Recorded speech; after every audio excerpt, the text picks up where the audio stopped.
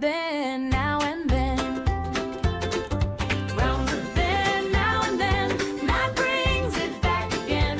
Local history fresh and true. Round the bend now and then. Round the bend now and then.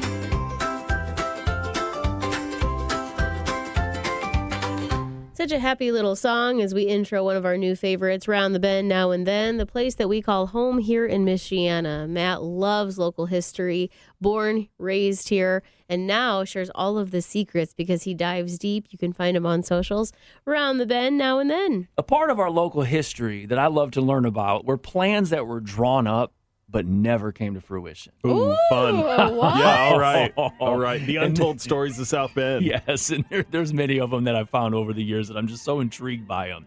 So picture downtown South Bend today. We have the East Race, Leaper Park, the river winding, past the Century Center. It's hard to imagine that about 70 years ago, one local businessman thought the solution to many of South Bend's biggest problems was simple: move the river. Oh, of course. Yeah, right? I'm telling you, by the mid-1950s, cities across America were changing rapidly. Tons of returning World War II veterans were starting families and moving farther from downtown into new neighborhoods. Cars were everywhere, and cities had to figure out how to handle more traffic, parking, and also the slow decline of their urban centers. And South Bend was facing some of the exact same challenges. Folks were moving away from the older downtown neighborhoods. New neighborhoods were built south of town. That's the Scottsdale Mall area, which is no longer there. East of downtown, like Edison Park, McKinley Terrace, kind of close to here, actually. West of town, new neighborhoods were going up around Navarre School, Washington High School, and then north of town with Clay Township. And leaders, they were debating where to build the roads, government buildings, and how to keep downtown vibrant. And into this conversation stepped a retired businessman named Ludwig L. Blake. And so in 1955... Blake and a group of supporters unveiled a plan unlike anything the city had ever seen. Their proposal promised to solve traffic congestion, parking shortages, and also downtown's decline all at once. There was just one catch. They had to reroute the river. Guys, just move it. Their idea was to shift the river eastward, essentially sending it along the path of what we now know as the East Race. And that would free up an enormous amount of land in the heart of downtown for roads, parking, and new development. And Blake's vision did not stop there, though.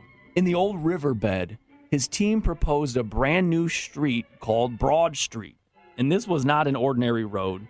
Broad Street would have been 150 feet wide, and so that's half the width of a football field, 50 yards wide.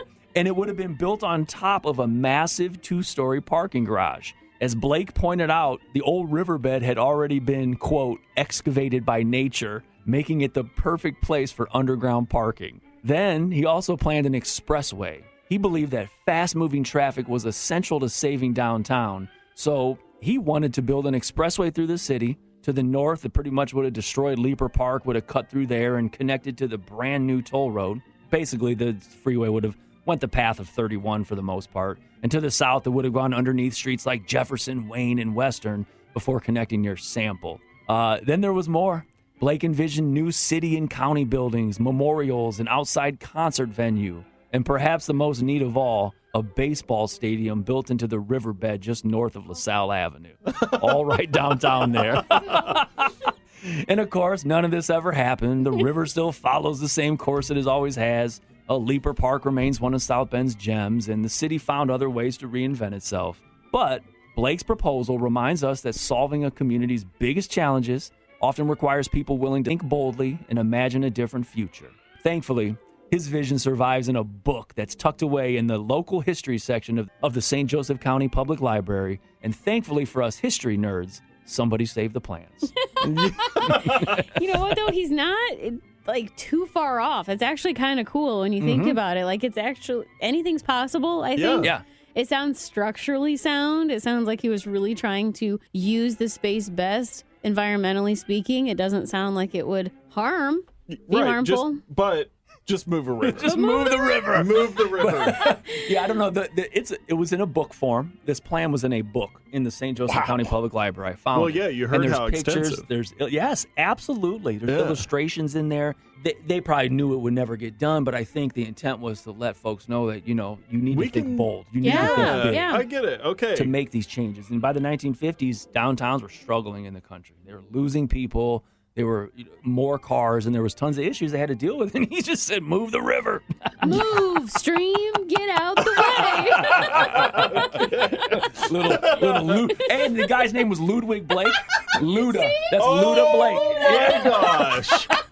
Ludacris Blake. Wow.